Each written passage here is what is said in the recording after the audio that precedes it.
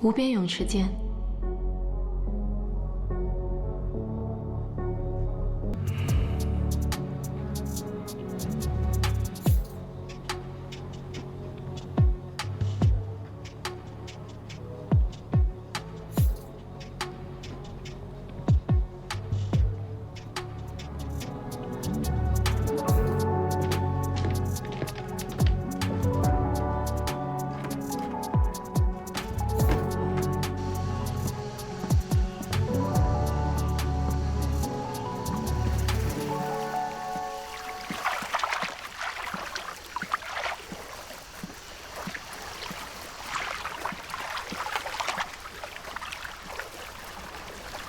喝醉了在游泳池不安全，上来。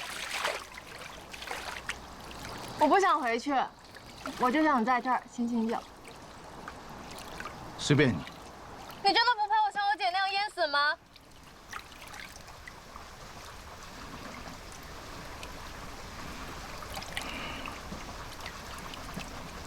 不要轻易说淹死这个词，对谁都不好。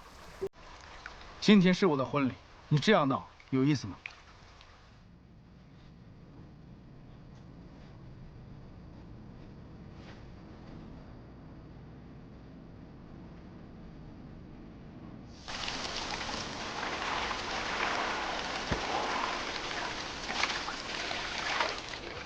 浩明哥，你还记得我们第一次见面吗？我记得很清楚，那天你穿什么颜色的衣服，甚至那一天的阳光，空气中散发的味道，每一个细节，我都记得清清楚楚。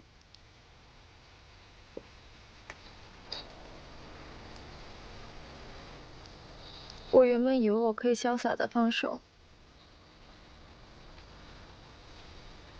但你今天真的结婚了。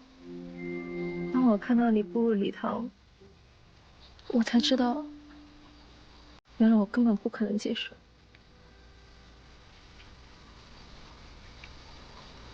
杨浩明，我爱你。我已经结婚了，请你自重。你是说那个女人吗？你别以为她是什么纯情小白兔，她一见面就跟我装亲热装姐妹，不就是想知道我们什么关系吗？那个许愿心机深得很。你为什么要和他结婚？今天你在婚礼上面的协助已经非常卖力了，也没必要有任何的发散性想法，大可不必。如果你酒醒了，快点回去吧。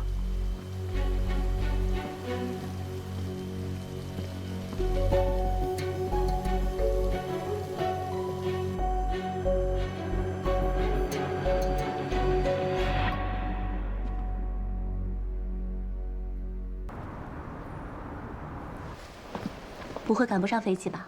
不会。浩明哥，妍妍姐，你们这就要去蜜月了吗？对啊。你昨天替我等了这么多酒，身体没事吧？我昨天都醉得一塌糊涂，我连怎么回家的我都有点忘了。哦，对了，昨天晚上我没有闹出什么乱子吧？没有。那我就放心了。妍妍姐，你们先聊吧，我在车上等你。听浩明哥说你们蜜月要去伦敦，那边有家牛排馆很好吃，以前浩明哥经常带我去吃。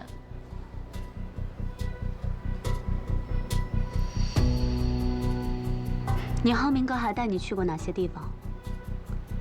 麻烦你都整理好发给我。喝了酒就别进泳池，容易被淹死。女人这才反应过来，昨晚她所做的事都在许岩的掌控中。其实2人之前就有过一次交锋，之前许岩为了尽快融入到豪门生活，特意给自己报了一门烹饪课，却没想到会在这里遇到爱慕沈浩明的方磊。许岩大大方方地向对方介绍自己：“我是沈浩明的未婚妻。”方磊一听脸色立马就变了，但他也不甘示弱，他声称自己是沈浩明的学妹，2人曾在伦敦一起上学，而且他们2家还是世交，想用这些话让许岩知难而退。怎料许岩丝毫不退缩，16岁就认识，所以是亲妹妹嘛。不仅如此，许岩还主动跟他请教厨艺，结束后以感谢为名请他吃了顿饭。但方磊不会放过每一个可以刺激许岩的机会。在饭桌上，方磊表示他一回国，浩明哥就将自己安排进了他的项目里，还对他照顾有加。那你把工作做好，就不会麻烦他了，对不对？谁知方磊见许岩丝毫不在意这些，便主动提出做他的伴娘，许岩直接答应了，这才有了婚礼上。方磊将自己当成女主人般，当许岩不在的时候，就跟沈浩明出双入对的敬酒。可沈浩明根本不喜欢他，只将他当成亲妹妹，而他的这些小心思也都被许岩看在眼里，并没有将他放在心上。许小姐，请问卫生间怎么走啊？万万没想到，许岩结完婚后要对付的不是婆婆，而是以前那些认识他的人。既然都是同类，那更要互帮互助了。许岩跟沈浩明结婚蜜月后，便带着他去乡下见了姥姥。姥姥看见后很是高兴，还亲自下厨做了好多菜。而沈浩明看见姥姥很欢迎自己的样子，心里很是温馨，但他更想要多了解许岩以前的生活。许岩在门外听见2人的对话，担心露馅，便拿着婚纱照来到厨房，以挂相片为由，将沈浩明给叫走了。晚上许岩跟着姥姥一起睡觉，姥姥忍不住还是将乔父的肿瘤的事说了出来。虽然说这个人当爸爸十分的不称职，但还是希望许岩能去看一下。我知道你对他是什么看法，但你这次结婚不是也别请他去吗？他现在得了病，姥姥觉得你还是应该去看看他的。许岩听完后并没有给姥姥准备的答复，不停地找事情打岔。隔天一大早，姥姥特意邀请沈浩明一起去早市买菜，沈浩明二话没有说就同意了。一路上，姥姥不停地夸沈浩明，帮许岩说好话，而他说这些就是为了铺垫后面的那几句。如果他犯了什么错，你就多包容，行吗？姥姥认为许岩嫁进沈家肯定使用了不正当手段，所以才这么跟沈浩明说。殊不知沈浩明早已知道一切，离开前许岩还是心软了，悄悄地给父亲了一些钱治病。回到荆州后，沈浩明给了许岩一个惊喜，送给他一座4合院，用于他工作和邀请豪姐们。许岩听完后都惊呆了，这样的人他怎么能不心动呢？而沈浩明看着许岩一言不发的样子，表示她是自己的妻子，自己会协助他完成任何的愿望。进去后，沈浩明看到上个业主给孩子量身高留下的痕迹，回忆起小时候的事情。可许岩却回想到了小时候一家人都忽略了自己，从来都是给姐姐量身高的场面。沈浩明见他失落的表情，便向许岩索要口红量身高。许岩那一刻心里便很感动，更是有很多的触动小时候没有完成的那些心愿，丈夫帮自己已经完成了。2个人深深地看着彼此，本以为日子会这么幸福下去，可许岩的对头却揪着他不放，将假扮他父亲的人找了出来，在节目上揭露了他捏造身份的事。这一次的许岩又该怎么应对呢？您和许岩认识？认识，我们很熟啊。请问你们是什么关系？照片上的这个人是不是你本人？你是不是许岩的假冒父亲？请你正面回答。还每天下班准时来专柜蹭妆。就在他化完妆要走的时候，导购实在忍不住拦住了他。你要不把你刚刚试的这些挑一个买了吧？为啥呀？我用的都是试用装啊。一周啦，姐姐，这外面不管是刮大风还是下大雨呢，您都会在下午5点钟准时来到这里蹭妆。还不知道的以为你在这上班打卡呢。女孩听完后表示，自己不全部试一遍，怎么知道要买哪一个色号，并且也没有规定试妆次数。刚说完，乔林就拿出试妆6次的标签。女孩见说不过，直接来句自己就不买，要是她再拦着自己就去投诉。乔林也没有办法，只能放她离开。下班，乔林回到出租屋，听到室友正在给家里打电话，而这个室友就是刚才去蹭妆的女孩。女孩省吃俭用，就是为了把钱打回家里。乔林也明白了她为啥总是去专柜蹭妆了，而她专门带了一些小样送给了女孩。隔天，乔林在整理公司货架的时候，不小心将手臂给砸伤了。可他怎么也没有想到，给他治疗的医生竟然是高中时期暗恋的校草。但当时校草喜欢的人是妹妹许妍。林一鸣，我今天来就是想告诉你，我不想谈恋爱，我现在只想好好学习，其他的事都不在我的计划里。我不会打扰你学习的，我就想跟你说我喜欢你。我不喜欢你。时隔这么多年，男人依旧喜欢许妍。他之所以跟乔林相认，就是为了问他索要许妍的联系方式，但他并没有直接要，而是借口他的伤。此刻的乔林私心是不想给他联系方式，于是自己拿起手机给妹妹打了电话。当男人见到许妍手上的戒指后，便明白他们之间已经不可能了。你结婚了？上个月。虽然有点晚了，祝你新婚快乐。最后，于一鸣失落的回去了。许岩将姐姐送回家，看到她和几个女孩子合租在一起的房子，还找到了一份工作，便明白姐姐是铁了心要留在荆州。既然如此，决定帮她换个更大的房子，希望她以后不要给自己添麻烦。乔林听完后气不打一处来，他表示今天要不是于一鸣，自己根本不可能联系他。可许岩根本没有听他说的话，隔天直接找来几个彪形大汉，强制性给乔林搬家。起初乔林极度反抗，就是不搬。不搬。你不搬？不搬。好。我忘记告诉你，新家公寓邻居是于一鸣。当听到新家的邻居是于一鸣，乔林的态度立马360度大反转，立马就搬家。许岩对这个姐姐很了解，他也知道姐姐一直都暗恋于一鸣，所以他就是故意这么做的。乔林搬过去的第一天大早就收到了于一鸣的早餐，这让他万分惊喜。与此同时，乔林的前男友妈妈调查到，乔家在商业街买了一套门面房，在他们眼里，乔家穷的叮当响，根本就没有钱买门面房，那肯定是拿他家的彩礼买的。女人觉得既然两人已经分手了，那就要把彩礼追回来。乔林男友是个窝囊的，当即就给乔林发去了消息，没想到乔林已经将他拉黑，而且电话也打不通了。气急之下，他直接来荆州找许岩，想要从他口中套出乔林的住址。请问先生，您有预约吗？没有。不好意思，我们这里没有预约，不能进。没办法的林涛只好出来碰运气，看能不能碰到许岩。巧的是在餐厅碰见了许岩，正在拜托于一鸣照顾乔林。乔岩，你为什么让他照顾乔林？这谁呀？此刻的林涛认定乔林悔婚，就是许岩在背后挑唆的。他恼羞成怒下，在餐厅大吵大闹，甚至要对许岩动手。好在于一鸣在场推开了他。就在这时，许岩发现自己的死对头过来了，急忙找个借口把林涛给带走了。孙思维看到这一幕，本想着看能不能挖出点许岩的把柄，可于一鸣根本不理会他。与此同时，许岩将林涛带到另一家餐厅，告诉他既然两人已经分手了，那就不要再去找乔林了。至于彩礼钱，自己会帮姐姐还。这准是彩礼的事吗？我要的是人。我不知道。行，不说是吧？那我就天天来，我上你们单位去要人，上你婆家去要人。你不是嫁得挺好吗？我让他们了解一下，你到底在外边干了些什么见不得人的事儿。你嘴里没句实话，不是嫁得挺好吗？我让他们了解一下，你到底在外边干了些什么见不得人的事儿。随便你。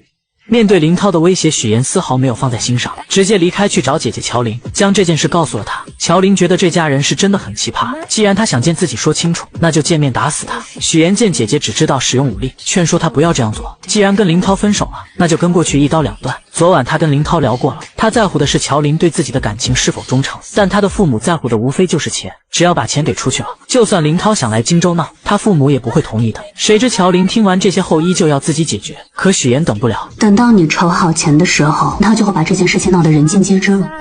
到那个时候，我的单位、沈家，所有人都会知道。我还以为你是在为我着想呢，原来是怕自己谎言被拆穿了。就在两人讨论这件事的时候，殊不知沈浩明也知道了，他默默地帮许岩处理，让助理调查林涛的工作情况和人际关系。不出半天，林涛父母的银行卡就收到了一笔钱，如许岩所料，钱一到账，他们就打电话让儿子回来。可林涛就是不听，非要见到乔林了解事情真相才肯回去。但通过沈浩明的发力，隔天银行就把林涛给叫回去了，还以他优秀为由，要给他增加工作任务。领导的这波夸奖让林涛有些丈二和尚摸不着头脑。同时意外的还有许岩。以林涛的性格，我原以为他会不依不饶，没想到这个人突然就消失了。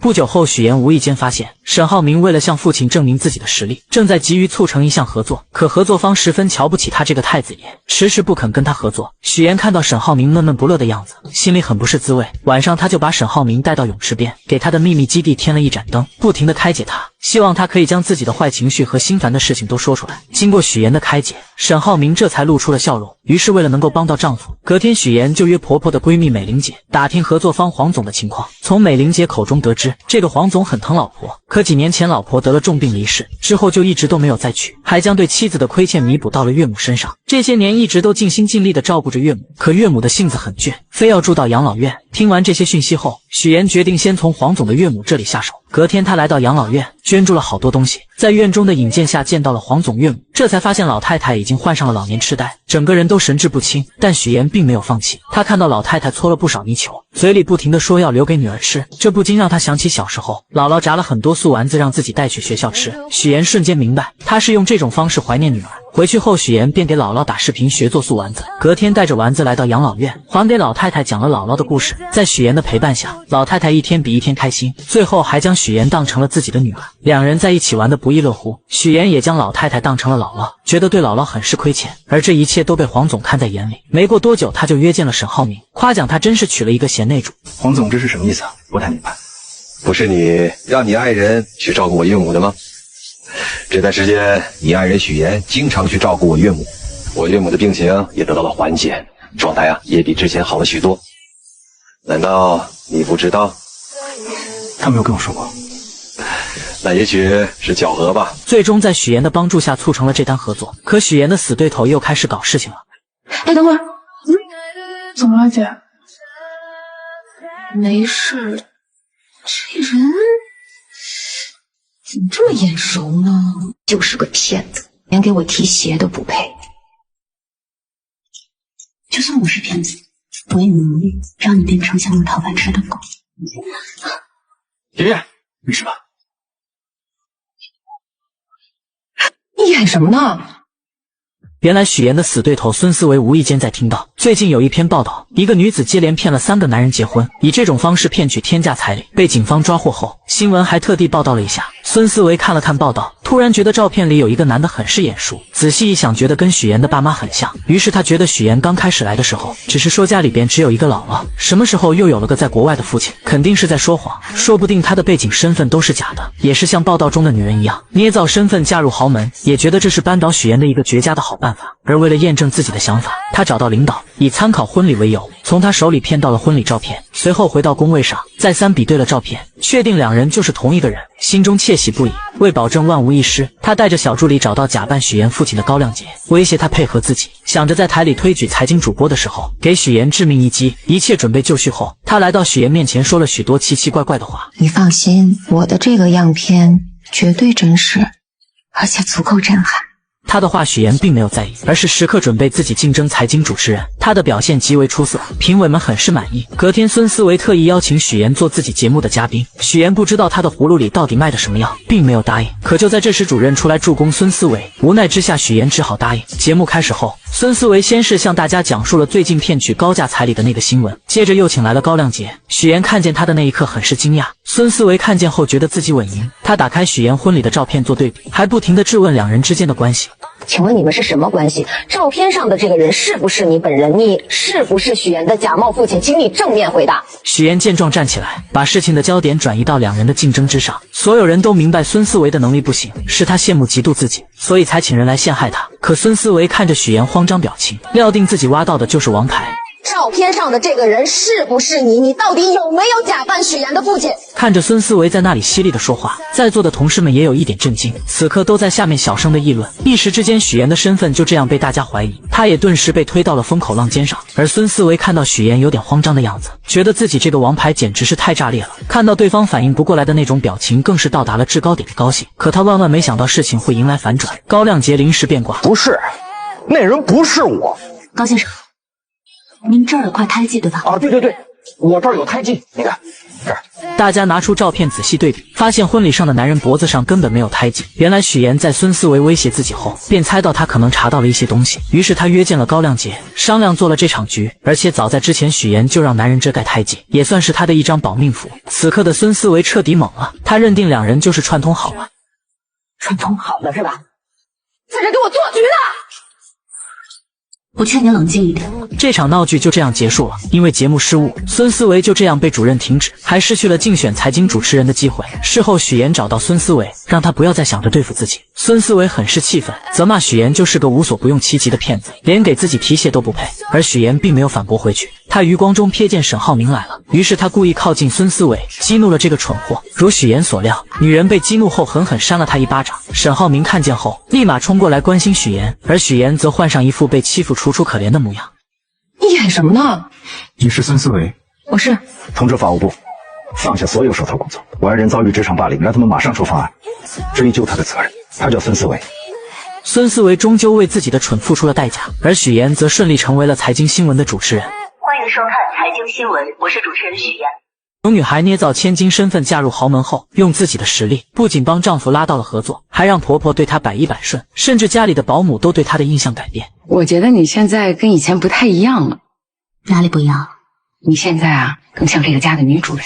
唯有家里的小弟弟对他意见颇大。原来自从许妍嫁给沈浩明后，大家都开始各自忙碌，从来没有人在乎弟弟浩辰的感受。为了引起大家的注意，浩辰不是在学校打架，就是各种闯祸。老师3天2头的给沈母打电话，沈母虽然是豪门太太，但也害怕老师的电话。同时他和沈父应酬很多，根本没有时间去处理这些事情。他见许妍很有耐心，便让他帮忙带浩辰。而他刚把许妍拉进家长群，就看到班主任在群里发浩辰跟同学发生冲突，还把人家给打伤了。许妍看了看正在逗狗的婆婆，只能硬着头皮去学校处理。处理完后，她本想着跟浩辰谈一谈，想知道他闯祸的原因，可浩辰并没有理会她，直接离开了。回到家后，许妍将学校的事情告诉了众人，婆婆嫌麻烦，决定将浩辰送去国外读书。这番话正好被回来的浩辰听见，他以为是许妍告状，才让妈妈起了送自己去国外的念头，因此把自己受到的所有冷落都怪在了许妍身上。你来了，先是让我哥喜欢上你，然后又讨好我爸妈，让他们都喜欢上你，结果没想到我不吃你这一套，然后你就想把我赶走，对不对？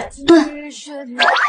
我告诉你，我是绝对不会出国的。这番话让许妍明白，小孩之前所做的那些事情，只不过想让家人的关注罢了，知道原因就会得到解决的办法。许妍表示，只要他保证不再发生今天这样的事情，自己有办法不让他出国。这又是什么招？隔天，浩辰去学习马术，往常都是哥哥来陪自己的，今天却是许妍来的，这让他内心无比失望。而为了吸引哥哥和爸妈的注意，他松了马蹬，故意摔到地上，造成骨折。这方法确实好用，爸爸妈妈和哥哥都陪在他身边，可也就见效一回。沈母请来护工后，就因为工作和沈父匆匆离开。沈浩明嘱咐了许妍后也离开了。看到自己又是一个人，男孩将气都撒到了护工身上。不要走，不要你不要就不要走，人呢？太不像话了，人。许妍看见后，默默地将地上的东西捡了起来，并表示这4个星期都是他陪着，要是再不听话就收拾他。浩辰一听，立马来了鬼点子，他开始使唤许妍，一会要吃水果，一会要喝水，挑3拣4的，就是故意为难许妍。但许妍并没有惯着他。哥在的时候你就当乖小孩，你哥走了你就欺负我是吧？我是伤员，我是小孩，你欺负我，你看我哥怎么收拾你。两人独自相处下，浩辰不再排斥许妍，许妍也用自己的方式靠近这个孩子。通过自己的方式，许妍成功和浩辰成为了好朋友。晚上，沈浩明赶了过来，许妍将自己录的视频拿出来给他看，明显能看出来男孩是故意的。现在的许妍是最懂浩辰的，因为浩辰想要的也是自己当初最想要的。小时候为了让爸妈注意自己，他也曾用过这个招数，可只要姐姐一出现，爸妈所有的爱都会加注在他身上。一个幸运的童年可以治愈一生，但不幸的童年要用一生去治愈。两人并不知道，弟弟根本没有睡觉。自此后，许妍成为这个家里浩辰最喜欢的人。而许妍为了帮浩辰完成心愿，她把画本拿给公婆看。在浩辰的世界里，爸妈回到家永远拿着手机，而自己则躲在孤僻的角落里。所以浩辰想要的不是 iPad， 也不是手机，他想要的可能是你们最珍贵的东西，就是时间。知道这件事后，沈父沈母也意识到他们的错误，于是他们都抽出时间陪伴浩辰，而就只是陪着看看电视。浩辰都是无比开心。沈浩明将这一切都看在眼里，为此特意送了许妍一辆红色的跑车。那么沈浩明到底有什么秘密瞒着许妍？他知道许妍的身世，又为什么要和许妍结婚？而许妍每帮他一次，都会拿出一样东西当做奖励。但不管沈浩明到底爱不爱许妍，这个家已经离不开许妍了。不管是沈浩明还是弟弟，就连婆婆也是一样。可回来了。怎么了妈？下个月初就是晨晨的生日，你看咱们怎么给他办好？他喜欢你，你想个主题，他肯定喜欢。我想想，事情交给你妈去放心。如果你还不配合我，我真的不能保证接下来会说什么。乔燕来了，贪图富贵，利欲熏心，为了嫁入豪门，连做人的底线都不要了。我现在就去找沈家，跟他们说清楚。自从许妍当上财经新闻的主持人后，全家人都围在电视剧前看她。婆婆为此还特意挑选了一套珠宝送给她。此刻的许妍第一次感受到了久违的幸福。可就在她以为这种幸福会一直持续下去的时候，突然出现了一个不速之客。楼下大厅有一个姓周的先生找你。男人跟许妍曾有一面之缘，几年前两人在同一家咖啡店争取想要的岗位。许妍在简历上关于家庭成员的那一栏没有填写，猎头不停地诱惑她，将父母的身份写成在国外做生意，因为这样就算查也查不出来什么。毕竟在当今的社会上，家庭背景在职场上也是一个加分项。就在许妍犹豫的时候，后面的男人，也就是周泽远制止了她。我劝你不要听他忽悠，简历造假等同于在自己的职业生涯当中埋下了一颗不定时的炸弹，说不定哪天砰的一声就炸了。到那个时候，你的信誉和你之前所付出的所有努力都将付之东流。这时的许妍还很是单纯，她想了想周泽远的话，决定实话实说。这番举动把猎头直接气走了，就算佣金翻倍也不接他这一单了。出来后，许岩不停地打电话求职。突然，男人拿出2朵用报告书折成的向日葵送给他，鼓励他不要气馁，就像这2个向日葵一样，向阳而生，永不低头。2人就这样认识了，互相慰藉着彼此。5年后，周泽远再次见到许岩，这一次的他不再像以前那样，而是带着目的接近许岩。他将许岩带到自己的工作室参观，想让许岩帮自己拉到沈浩明的投资。许岩观察了一番后觉得可行，可就在他去卫生间的时候，无意间听到员工之间的对话，彻底打消了让丈夫投资的念头。我现在接的活特别轻松，网站一做啥也不干，一天500的，比你在剧组轻松多了。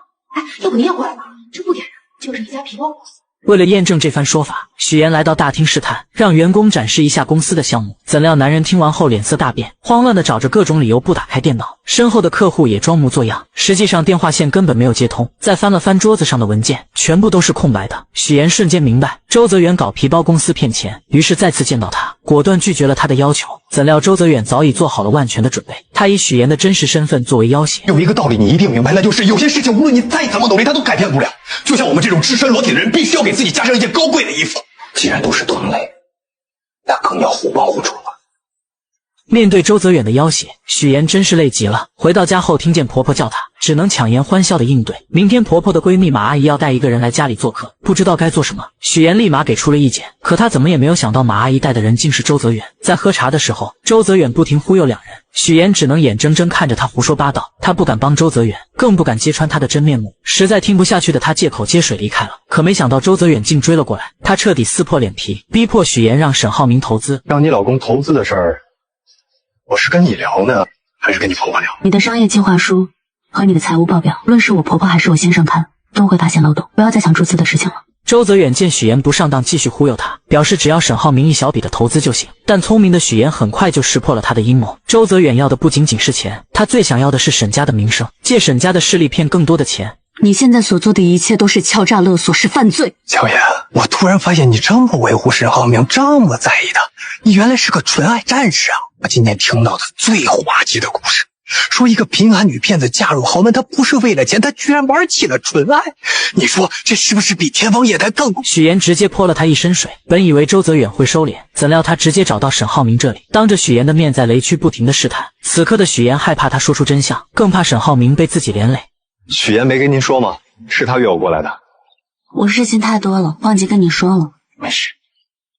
你为什么要骗我？说到骗这个字，你根本没资格，没有力气。如果我要找一个门当户对的真亲戚，可能他们不会容得下我年轻时候犯的错误，容不下我的儿子。许岩怎么也没有想到，弟弟浩辰竟然是沈浩明的儿子，而他也一直都知道自己捏造身份的事，默默地看着自己一次又一次的说谎。被揭穿后，许岩直接提出了离婚，怎料沈浩明却拒绝了，还用许岩的工作来威胁他。你现在还没有正式加入新闻岗，你应该不希望当中会出现什么差错吧？不久前，在许岩的照顾下，浩辰越来越跟他亲近，甚至2人都成为了朋友。而许岩不只是遇到了周泽远这个危机，他还要防着姐姐乔琳乱说话。原来几天前，沈浩明突然说要请表姐吃饭，许岩本想着以姐姐工作忙为由拒绝，可沈浩明却坚持要请，无奈之下，他只能带着乔琳来吃饭。但进去之前，他万分叮嘱乔琳一定要少说话，因为他知道这个姐姐最擅长的就是口无遮拦，担心他说的越多就越难圆过去。果不其然，乔琳说了许多许岩过去的事，包括他在学校是校花的事。本想着帮妹妹说说话，可说的越多，破绽也就越多。脾气真好，我是他初恋，你知道吗？真的，那不是那会儿啊，你就别说谈恋爱了，只要是个男的，他都不带看一眼的。也就是我们那儿没女校，不然他早转去那上学去了。读书的时候你们是在一起的吗？我记得妍妍跟我说过，你老家在山西晋城。乔琳慌乱地看了看许岩，赶忙解释自己高中的时候复读了2年，复习班正好转到了许岩上的高中，这才把这些话都圆了过去。此时的沈浩明玩味地看了看许岩，然后让乔琳多说一说许岩以前的事情。乔琳很是嘴快地说了句没问题，但当他看到妹妹那能杀死人的眼神，立马就闭上了嘴，然后跟沈浩明说自己很忙，不能经常出来吃饭，而他为了弥补刚才的过失，跟沈浩明说了许多许岩的好话。妍妍她不太对别人动心的，但是她一旦动了心，就是一辈子的事，你得珍惜，你知道吗？这些话沈浩明并没有放在心上，因为狼来了的故事只要发生一次，他就会充满戒心。在他眼里，许岩嫁给他是为了地位和财富，什么所谓的真情身为豪门少爷的他根本不信，可许言却正好相反，他是因为爱沈浩明才选择说谎捏造身份。两人的立场不同，导致许言得知真相后伤心提出离婚。吃完饭后，乔林不停地看着许言。来之前，乔林咨询过律师，以许言现在这种情况，即使以后身份暴露了，沈浩明只要是真心爱他的话，也是不用负任何法律责任的。许言听完后心里边有些高兴，没想到乔林也会考虑自己。两人就这样漫无目的地走在大街上，突然许言看到旁边坐在一起听歌的两个女孩，想起小时候放学他经常会盯着 MP3 看，但因为懂事从来都没有主动跟父母提过。乔林发现后，直接将自己的送给了他，姐妹俩就这样一起听着歌回家了。现在长大了，虽然说姐姐有些没心没肺的，但还是想着自己。许言就是这样一个纠结的人，他不想被原生家庭困住，但只要他们对他好一点，他都会释怀以前的痛苦。爸妈从小就宠爱姐姐不理他，可听到爸爸得病了，还是会留下一笔钱让他治病。密码设置的还是乔林的生日，是因为爸妈从来没有给他过生日，肯定不知道他的生日日期。姐姐来到荆州，表面上很烦他让他回去，但看到他住在拥挤的出租屋，立马就给他换了大房子，还准备了生活用品，甚至将房子租到了他喜欢的人隔壁。网上有些言论说许言是恶女，这个观点我并不认同。我们许言可是个心地善良的好宝宝。很快乔林的工作也上了一个台阶，公司想要选择人去总部加入销售团队。乔林因为化妆技术和销量第一，所以在这个候选名单之内。本来说乔林对自己也是十分有自信的，但是听到领导说自己学历太低这件事，觉得确实是自己的短板，便想要抓紧有限的时间来提高学历。乔林知道学习是自己一直十分头疼的事情，于是他找到于一鸣帮忙，于一鸣很是爽快地答应了，这也大大加快了两人的感情发展。其实你们姐妹两个脾气挺像，都很倔，明明心里互相关心对方，就是不能好好坐下来聊一聊。真希望你俩有一天能敞开心扉，不需要我一个人话筒。我们把你养了这么多年，你不能把你现在的错误栽在父母的头上。不会的，你们不会知道你们做错了什么。自从许言得知周泽远办皮包公司骗投资后，便拒绝了与他合作，因为他明白，虽然周泽远只让沈浩明投资一小笔不起眼的钱，但他的目的却是借着沈家的势力去骗更多的人。可周泽远又怎肯轻易罢休？他将许言不肯帮忙，直接来到沈浩明面前，不停地提起许言的假父母，试图让他说服沈浩明投资他的公司。但他心里的那点小九九早就被老谋深算的沈浩明看清，他并没有继续和这个骗子谈下去。谁知周泽远又找到许言，直接撕破那虚伪的嘴脸。如果你还不配合我真的不能保证接下来会说什么。无论你说什么，我都不会让沈浩明牵扯进你的骗局里。周泽远还是低估了许言对沈浩明的爱，不管他怎么胁迫，许言根本不愿配合。怎料男人见许言这样，为了拿到钱，他往后退一步。这次他可以不要沈浩明的钱，但这笔钱必须许言来出。我给你1晚上的时间考虑，否则我就在网上曝光你。从这之后，男人像个恶鬼，时刻缠着许言，就连晚上都会打电话催着要钱。而这些沈浩明都明白，他早就让助理查过周泽远是个什么样的人，也知道许言打电话的对象就是他，但他什么也没有说，只是悄悄在背地里帮许言解决一切。经过1晚上后，周泽远并没有收到钱。一个人能无耻到什么地步？他将许言堵在停车场，迫不及待的想要拿到钱。好在姐姐乔玲及时出现，假装打电话报警，这才吓跑了周泽远。许言为此很是感动，姐姐还是那个姐姐，虽然从小父母偏心她，但她依旧是那个将自己护在身后的姐姐。虽然姐没什么能耐，但是妍妍你放心，只要有我在，绝对不能让你受欺负了。我揍他！谁知周泽远更加得寸进尺，这次他直接把许言亲生父母请到了荆州，还将他编造假故事嫁进沈家的事全部托盘而出。乔爸得知后暴跳如雷，他不理解许言为什么要这么做，为什么会变成现在这样。我乔建斌一辈子没有做过一件见不得人的亏心事，怎么养出你这样一个女儿？乔爸不停地辱骂许言，什么话难听说什么，觉得女儿就是贪慕虚荣、利欲熏心，连做人的底线都不要，甚至要去沈家坦白真相，揭穿女儿的骗局。许言听着父亲的谩骂一点表情都没有，因为他早已死心。在高考那年，他就已经对这对父母不抱期望了，也从来没奢望过他们能够理解自己。无论在什么时候，我遇见沈浩明这样的人，我就是会不顾一切手段，抓住机会跟他在一起。那你也不能欺骗人家。我也不想骗他，是因为从小我就知道，所有的事情我只能靠自己。许言的话像棉花一样打在这对父母身上，丝毫没有波澜。此刻的乔爸从来没有想过他们的错，甚至觉得要不是他们把许言接回来，他怎么会有今日？他从来不会想过许言本该过上像乔玲一样的生活，可他的出生不被期待，只因为他不是个男孩，还患有先天性心脏病。不会的，你们不会知道你们做错了什么。听完这话的乔爸起身就要去沈家揭发许妍，乔母连忙拦住他，嘴上说着为女儿考虑的话，可这幅画面在许妍眼里却是无比的可笑。乔家两口子从来没有想过儿时的经历对许妍的影响有多大，他们也从来没有想过以前是多么偏向大女儿，他们只会觉得我养你一场，怎么到头来还成了我们的错了？是他们亲手把许妍推开，现在却又嫌弃他什么事情都不跟他们说，真是讽刺。这是在演哪一出啊？我明白了。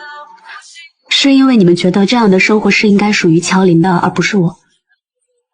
这是说你们想要去跟沈家告发我，再从我这敲诈勒索一笔钱。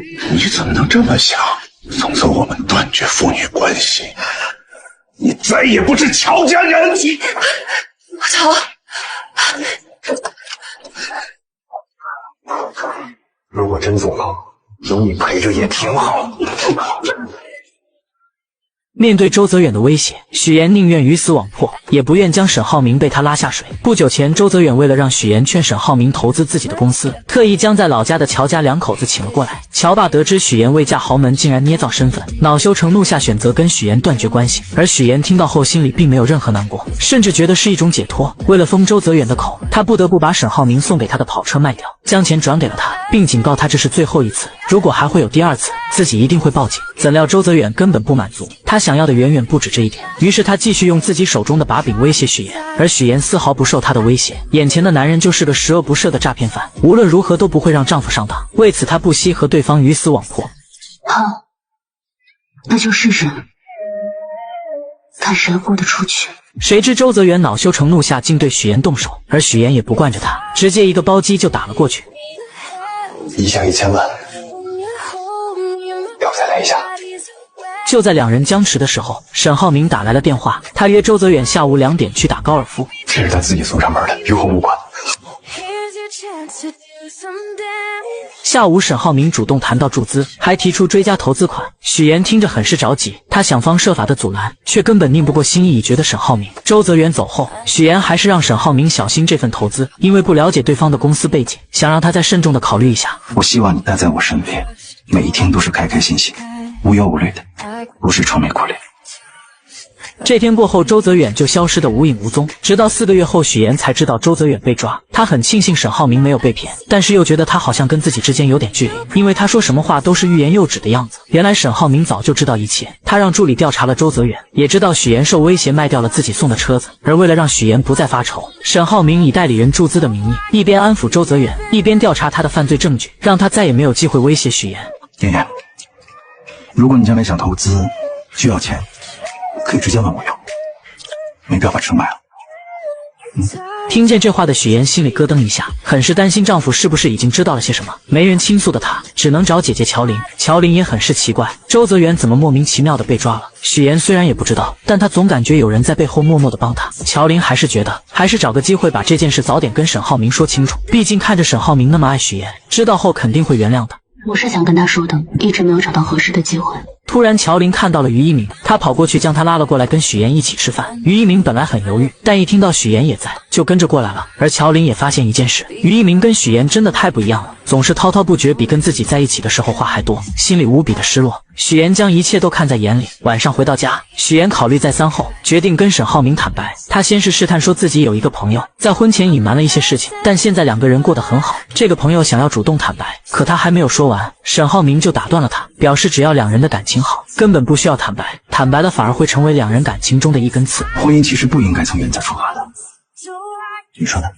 原则其实只是一种包装，一种说法而已。其实最后夫妻间有个好结果才是最重要的，对不对？许妍的第3个追求者终于出现了，男人名叫蒋亮，是商界有名的花花公子。许妍以不同寻常的装扮出现在酒会上，瞬间吸引到了他的目光。原来沈浩明虽然通过许妍跟黄总达成了合作，但现在沈父并不支持他，没有资金支持的沈浩明只能通过拉投资来做自己项目的后盾，这样才能顺利进入董事会。于是他盯上了远航基金，希望能够得到蒋家姐弟的支持。而这次即将举办的金达酒会，两人正好过来参加，所所以他希望许岩能够做足功课，了解蒋云和蒋亮的全部资料，好能跟两人搭上线拉投资。许岩二话不说答应了下来。很快到了酒会那天，沈浩明先来到了酒会，他在黄总的调查下得知，蒋云和蒋亮两人是出了名的难合作。姐姐蒋云沉稳冷静，做事杀伐果断，脾气也是出了名的臭，被商圈的人称为投资界的黑玫瑰。弟弟蒋亮看似是个花花公子，实际心思缜密，对数字十分敏感，是远航基金的活账本，还有过目不忘的本领。黄总能做的也只有这些，接下来也只能靠沈浩明自己的能力了。同时他想借助远航基金的事被方磊得知，方磊为了证明自己比许岩强也来到酒会，本想着找蒋云聊一聊，可蒋云丝毫看不上他，并没有过多理会。无奈之下他只能去找蒋亮，以为这个花花公子很好攻略。他看见蒋亮因为喝酒难受，便主动调了一杯特制的解酒秘方，番茄汁，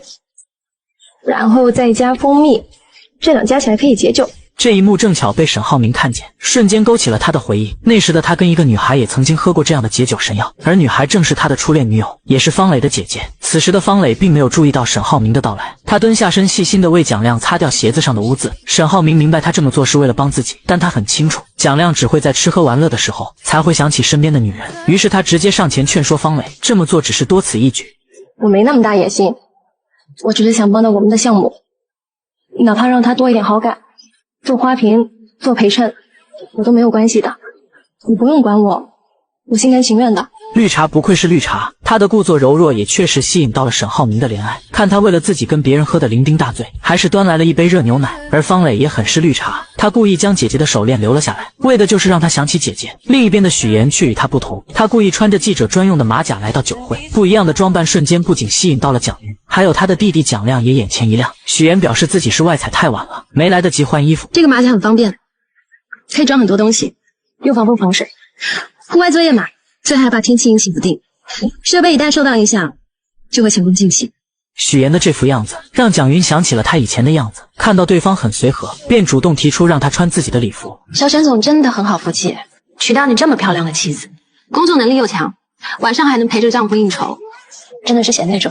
许岩听完后表示自己虽然嫁了一个好家庭，但更多的不想当一个贤内助，更想能够帮助丈夫。但蒋云早已识破了他的伪装，他开门见山地指出，许岩穿工作服现身，就是为了模仿自己以前当记者时候的装扮，用这种方式来博得他的好感。被戳破心思的许岩很是尴尬，但下一秒蒋云却说他成功了，因为刚才在他身上看到了曾经的自己。随后许岩拿出收集的蒋云以前采访的照片作为礼物送给他，这不禁让蒋云对他的好感加剧，他很喜欢这份礼物。出来后许岩借撩头发，对着沈浩明比了一个 OK 的手势，他瞬间明白成功了，于是他走过去，还主动帮许岩争取到了蒋云的专访。边走边聊吧，走吧。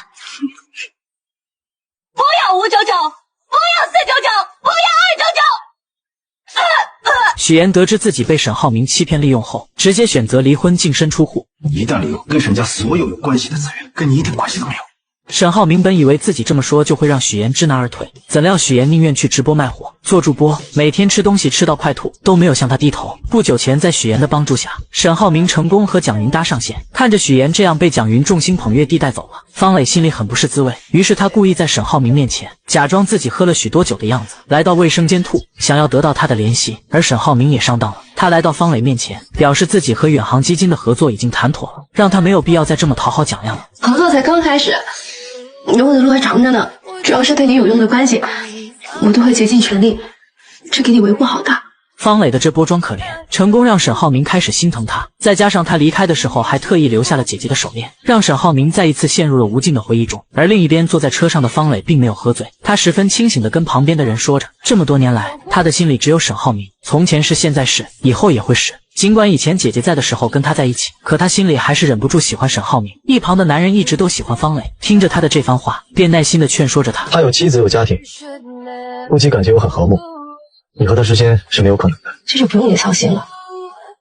与此同时，回到家的沈浩明拿出那条手链，回忆着和初恋的种种。就在他沉浸在回忆中无法自拔的时候，许岩的出现打断了他的思维。你让我采访蒋总的事，怎么不提前问问我？许岩不理解沈浩明为什么那么信任自己，但听到他说自己是最好的，心里很是高兴，将那点怀疑全部都消散了。隔天，蒋家姐弟找到沈浩明提出合作，但却表示他不是他们心中理想的合作对方。此刻的沈浩明并没有慌，而是拿出昨晚拍的照片，表示许岩现在是公众人物，他的形象和公信力影响巨大。这张照片刚发上去就上了热搜，而且还推动了两家的股票上涨。足以证明与他合作只会赢不会输。而就在蒋家姐弟以为沈浩明做的这些都是迫不及待想要跟他们合作的时候，却被他反将一军。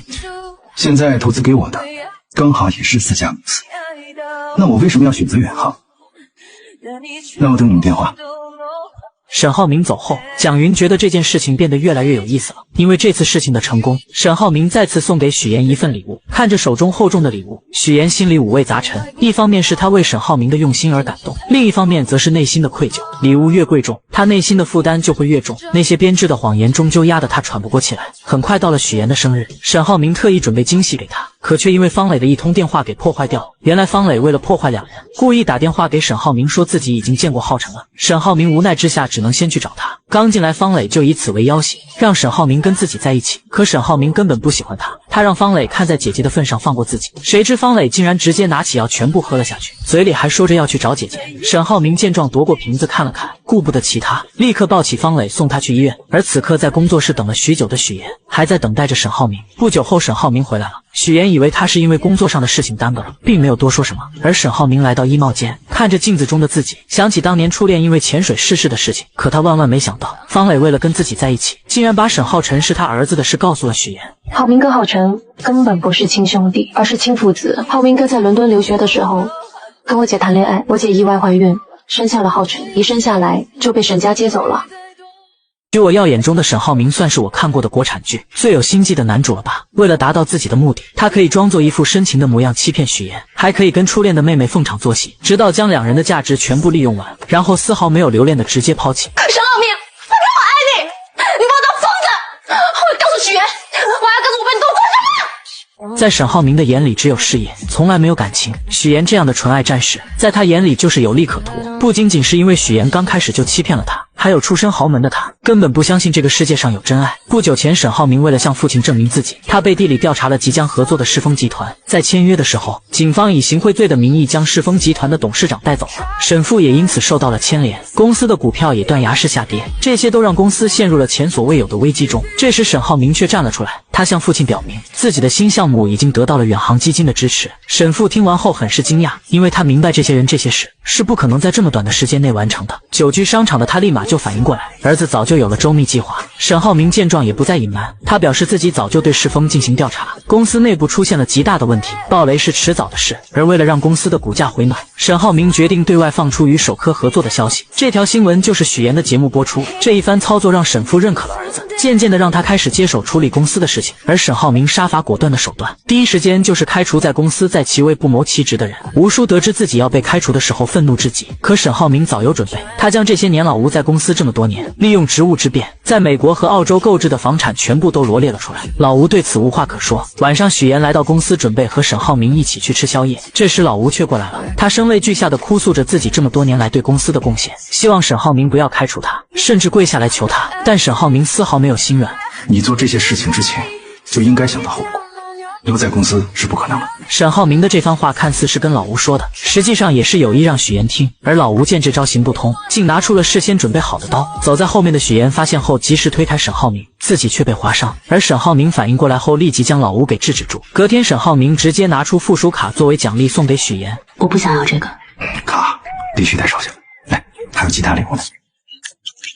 看着接了电话就匆匆离开的沈浩明，许妍心里很不是滋味。因为自从跟蒋云的合作谈完后，沈浩明对他的态度远不如以前，但他又说不上来哪里不对劲。殊不知沈浩明都是利用他而已。沈浩明离开后去见了方磊的父亲，因为他的新项目需要方府的支持，所以他尽可能给方磊条件，在他面前释放男性魅力，不仅关心他的身体，还送他回家。突如其来的示好让方磊瞬间陷入了恋爱之中，甚至在许妍面前秀起了恩爱。这一刻许妍觉得自己像个背景板，她找到姐姐诉苦，说自己的丈夫好像变心了。之前两人之间无话不说，可现在两个人感觉像中间隔着一块玻璃，能看到彼此却靠近不了对方。他可能累了呢，对吧？今天好不容易我们两个聚在一起，不提他，喝酒。另一边，方磊陪着沈浩明签下了远航基金，沈浩明送他回家，方磊拉着他就要吻上去，而面对他的靠近，沈浩明并没有拒绝，只是面无表情地看着手机，直到助理打来电话通知他顺利和方家签约，这才露出了真面目。现在才是真正的尘埃落地，你表现得很棒，今年的年终奖你肯定非常满意。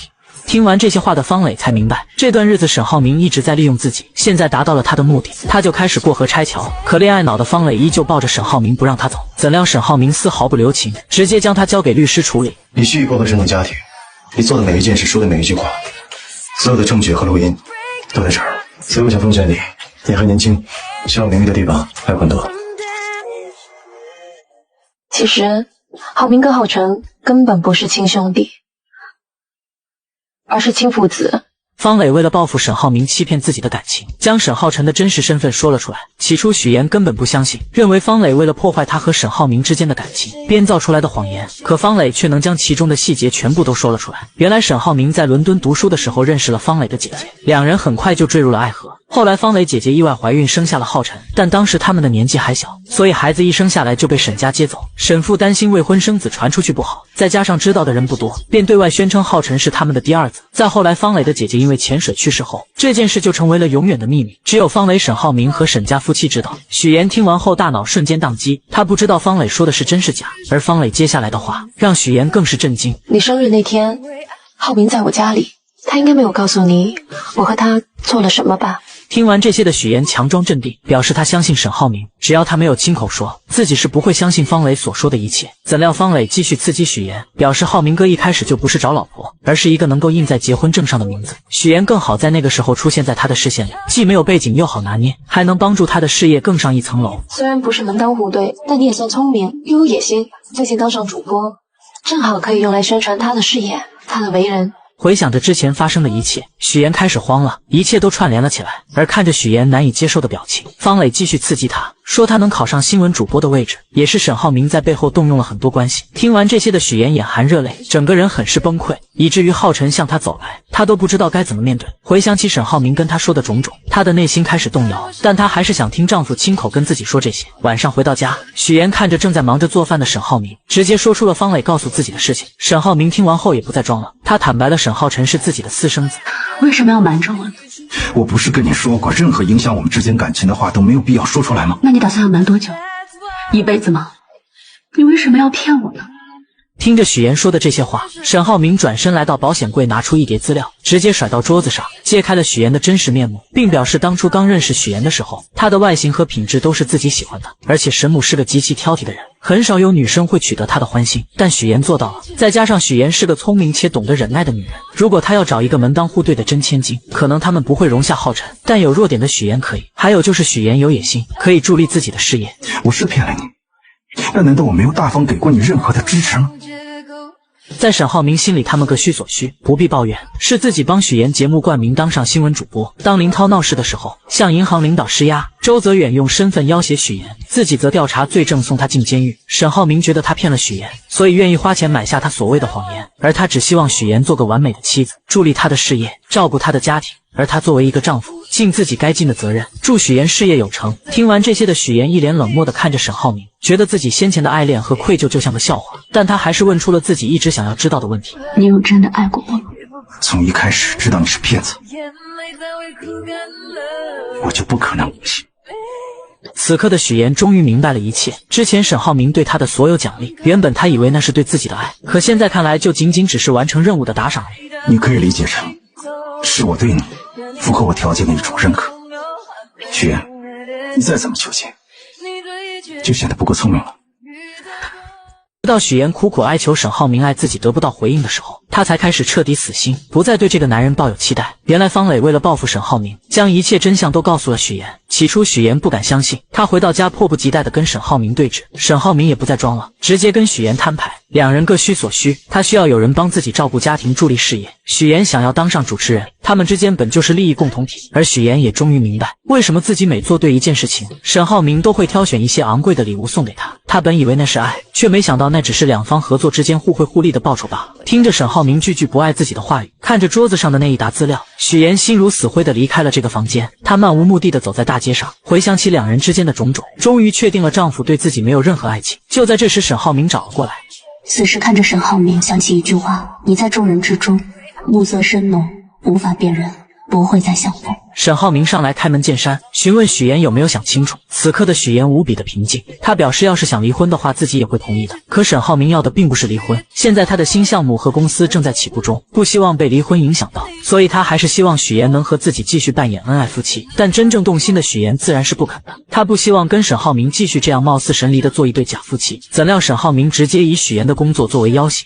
你现在还没有正式转入新闻岗，你应该不希望当中会出现什么差错吧？听完这些话的许妍突然觉得自己的这份工作像个烫手山芋一样，甚至想要脱离。随后许妍回到单位录制完新闻后，听到了主任表扬自己，还让自己继续做下去的时候，他突然觉得沈浩明说的也没有错，自己做的这份工作确实能够为他提供顺风顺水的信息途径，而且这一切确实也是沈浩明给他的。他彻底想通了，于是回到家特意做了烛光晚餐，并放低姿态，想要挽回这份感情，表示自己可以做好一个妻子的角色，也可以接纳浩辰，但只求一点，希望沈浩明能够相信自己对他的爱是真的，无关身份和地位。然而面对许妍这么卑微的示爱，沈浩明却无动于衷。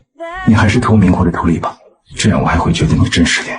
就像你说的，我们之前说好的，无论在工作或者在家里，我们各司其职，互利互惠，这样不是挺好的吗？在沈浩明眼里，许妍就是个图名又图利的人，他不相信许妍对自己有真爱，所以许妍现在对自己所做的一切都只是演戏罢了。而此刻的许妍也彻底死心，他明白狼来了的道理，撒谎太多次说真话的时候，没人再相信。许妍就这样跟沈浩明两个人一起成为了表面的夫妻。看到沈浩明一个劲儿的在记者面前伪装两个人十分恩爱的样子，面对镜头许妍有点说不出话，甚至觉得丈夫在镜头面前在暗暗的点自己。沈浩明为此很是生气，他像对待下属一样对许妍，让他在第二天的慈善会表现好点，不要让人看出来。要你表现好好的，我保证新闻主播转正的机会你十拿九稳。谢谢沈总。就在两人准备睡觉的时候，律师打来电话说方磊要自杀。原来方磊这几天一直联系沈浩明，沈浩明并没有理会他，所以他才想出了这种办法。而沈浩明接到电话后就匆匆赶往现场，面对方磊的要挟，沈浩明丝毫没有怜惜，只有厌恶。他直接将方磊踢出新项目的参与，说完冷漠的离开了。晚上参加慈善会的时候，许妍彻底不想再配合沈浩明，他故意将方磊拉到身边坐下。沈浩明出声制止，许妍丝毫没有理会，甚至开口让方磊有时间多帮他照顾好命哥。这些话让方磊都有些丈二和尚摸不着头脑。而沈浩明看到许妍像变了一个人一样，只是沉默也没说什么。而在拍卖的时候，许妍更是拿着沈浩明的钱，用最高的价格买下一个钻石戒指，160万，左边出价160万了，朋友们还有没有加价的？160万，第一次300万，离婚吧，不要你一份财产。一旦离婚，你现在享受的豪车、别墅、司机、保姆、奢侈品，以及跟沈家所有有关系的资源，跟你一点关系都没有。本来就不属于我，而且我现在不需要了。许妍终究还是提出了离婚，谁知沈浩明为了维护自己在公司的声誉，竟用他的事业作为要挟。然而许妍根本不怕，他直接给方磊打电话，利用激将法让他说出浩辰是沈浩明儿子的事，然后录音，以此来威胁沈浩明答应。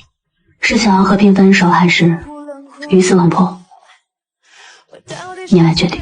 不久前许妍求爱未果后，便彻底放飞自我。她在拍卖会上用沈浩明的钱拍下天价钻戒，然后很是大方地送给了方磊。拍卖会嘛，争来抢去的不过就是个由头，煽心为主，所以在这里呢，不会有什么好东西。许妍这番话看似是在说钻戒，实际上是在暗指沈浩明，老娘现在不爱了，他就是个不值钱的，让方磊随时拿走。而沈浩明第一次看到这样的许妍，一时间不知道该怎么办，只能默默任由他胡来。两人走在一起的时候，沈浩明警告许妍适可而止，但许妍丝毫不在意，还拿他曾经说过的话对了回去。大方点，你说的，记得要笑哦。原本许妍还愿意跟沈浩明扮演恩爱夫妻，直到姥姥在电视上看出她不高兴的样子打来电话，许妍才彻底放下伪装。这么多年来，只有姥姥最爱许妍，她能看出许妍的不高兴，明白孙女肯定是受了委屈。听着姥姥的安慰，许妍忍不住哭了起来，但是她不敢哭出声，担心被姥姥听出来。姥姥呢，岁数也大了，以后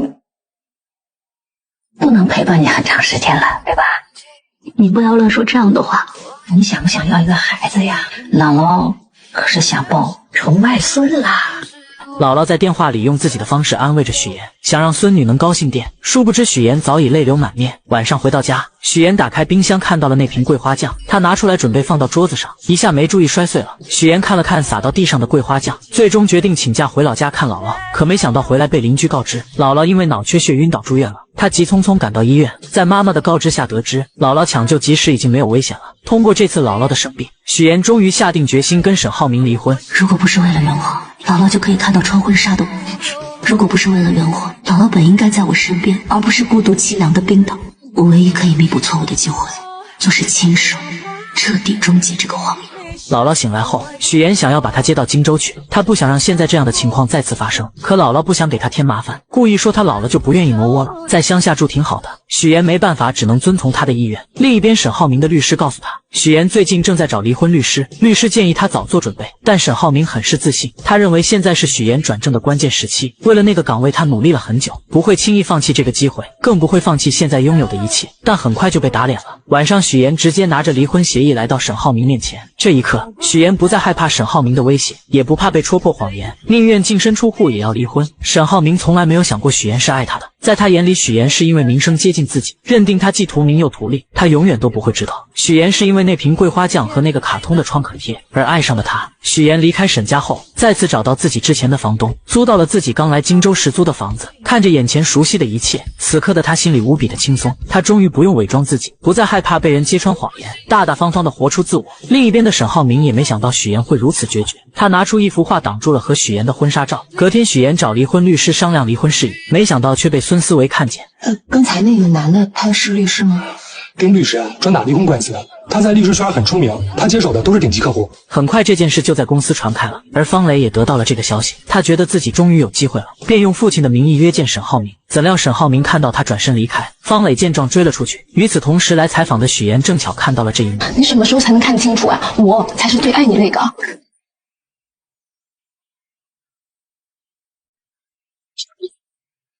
我们离婚之前，你就是第三者。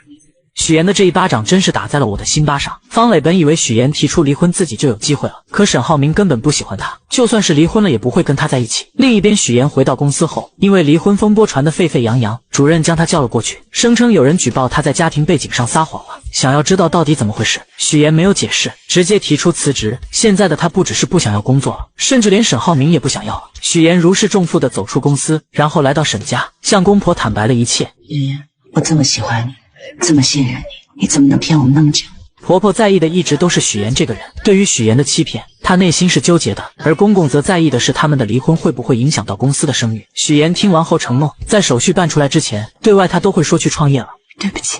许岩真诚地向沈家二老道歉，他放弃了一切，也善意地向浩辰撒谎。他去创业工作忙回不来，沈母对于这个儿媳非常满意，她不仅能帮上儿子，还能将家里的一切打理得井井有条。看着许岩离开的背影，他心里很不是滋味。楼上的沈浩明也同样如此，他没想到许岩得知自己不爱他后会如此的决绝。隔天，沈浩明跟黄总打高尔夫的时候，黄总提起了许岩，夸奖他聪明能干，就算是签约合作了，还挤出时间去看他岳母。他一直以为许岩只是为了合作才去接近的，没想到他还是会花费心思去看岳母，不停地夸奖许岩。还真的很不错，你们两个很般配，我能看得出来，作为家人，他是真心对你的。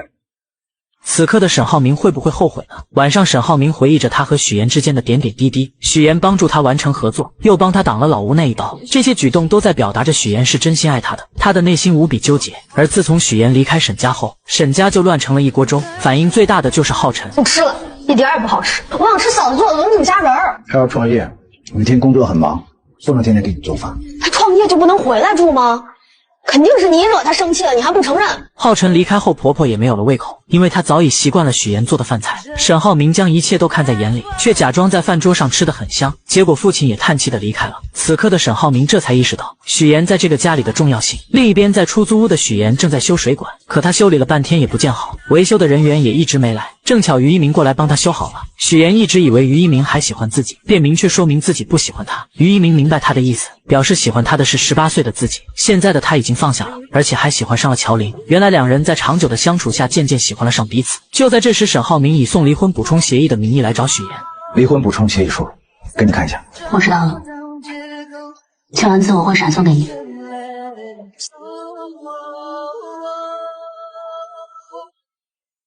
正好我今天没事，做下来一条条对一下。沈浩明和于一鸣以这种尴尬的方式见面了。他就是你的老公，沈浩明宣誓主权，让于一鸣识趣离开，但他并没有吃醋，因为他早就调查过，于一鸣正在跟许妍的姐姐乔琳谈恋爱，但他还是警告许妍，离婚协议上有一条，就算他们真的离婚了，必须要经过自己的许可，才可以对外公布消息，让许妍务必要注意自己的言行。然而许妍丝毫不惯着他，直接怼了回去。我也提醒你，明天就是8号，民政局见。隔天，许妍和沈浩明来到民政局，却发现还有离婚冷静期。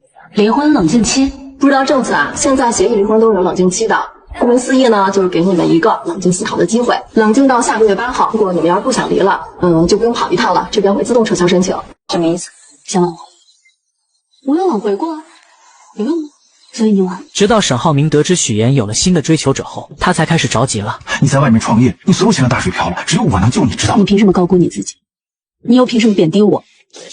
不久前，许妍和沈浩明来到民政局离婚，得知还有1个月的冷静期的两人，只好先回去等待。但许妍并没有坐以待毙，她开始寻找新的工作。可主持人这个行业都是一个萝卜一个坑，如果不是跳槽并退或者其他意外的话，当家主持人都可以干到退休的。而且一旦离开了这个系统，就真的很难再有机会了。许妍为此很是失望，但不仅仅是许妍不如意，沈浩明那边也不是很顺利。董事会上举办投票，沈浩明加入董事会的会议，投票结果是6比6，就剩沈父的这一票。此时的沈父想起他听到其他股东的话，沈浩明老婆离职了，而且都搬家了。现在外面传闻他们2个要离婚。我早就知道那小子不是省油灯。说呀，在英国的时候就不老实，私生活一团糟。最终沈父决定投反对票。会议结束后，沈浩明愤怒地质问父亲为什么要反对自己，可却遭到了父亲的怒骂。他给儿子足够的自由和空间，结果却闹出了未婚生子，给了他自己选择结婚对象，结果却娶回来一个骗子，而且他还是知情的。他的家庭条件、学历、生活背景，所有的一切你清清楚楚，但是你是选择了隐瞒，选择了欺骗，我不能容忍你这一点，知道吗？这些事情一旦被竞争对手知道，他们一定会抓住这一点大肆的去攻击。而且在别人眼里，如果他是一个纨绔风流、遇事不慎重、不理智的花花公子，就别指望大家会信任他，会把公司交给他。谁知听完这些话的沈浩明并没有理解，还认为要不是许妍提出离婚，他们不会闹成现在这个样子。此刻的沈父正在气头上，他将儿子派去子公司调查工程延期的事，还下令不弄清楚不准回来。沈浩明就这样被踢出总公司，来到又破又偏僻的子公司，没有秘书，没有华丽的办公室，吃住都在活动板房里。而负责人知道他被董事会拒绝，丝毫不担心。他这回下放到咱这儿，一不批钱，二不给人，干嘛来了？当太子爷来了？您摆着就是个气死。另一边的许妍求职过程很不顺利，找不到合适的工作，只能应聘主播带货。而让他引以为傲的播音腔，在老板眼里就是笑话。你这是播新闻呢，还是带货呢？你这么播不行啊！你要想留住人，你说话得有力度，你语言得有爆发力，你得燃起来吧，观众。为了保住这份工作，许妍开始跟着老板学习直播技巧，没日没夜的学习带货话术，还在家里练习了许久。可第2次试镜的时候，还是不能让老板满意。无奈之下，老板只能让他先去做主播。主播在那边介绍产品，他就不停的吃东西，吃到快要吐了也要忍住。可即使这样，还是不尽人意。要是跟人互动啊，就知道吃，吃也行，把自己塞得跟猪似的。吃相呢？那你是不是得吃得美，吃得香，这样才能勾起那个直播间下单的欲望？这么简单的事儿做不好，我真不知道你是怎么当上那个什么那个新闻主播的。直到第4次，他才终于成功，懂得跟观众们互动，知道该怎么推销产品。与此同时，乔琳在刷视频的时候，无意间刷到了妹妹的直播，于是他通过于一鸣要到了许妍的地址。来了后才得知许妍和沈浩明正在闹离婚，在许妍口中了解到沈浩明做的所有事，替妹妹打抱不平。但一开始的确是我做错了。许妍现在想清楚了，沈浩明不是他想要的人，现在他只想尽快把婚离掉，不想再有任何欺骗，也不想再和沈浩明有任何瓜葛。可姐姐心疼他这样太辛苦，比直播苦的工作多的是了，而且我觉得我现在过得很坦荡，不像之前那样随时害怕被揭穿，心惊胆战的过日子。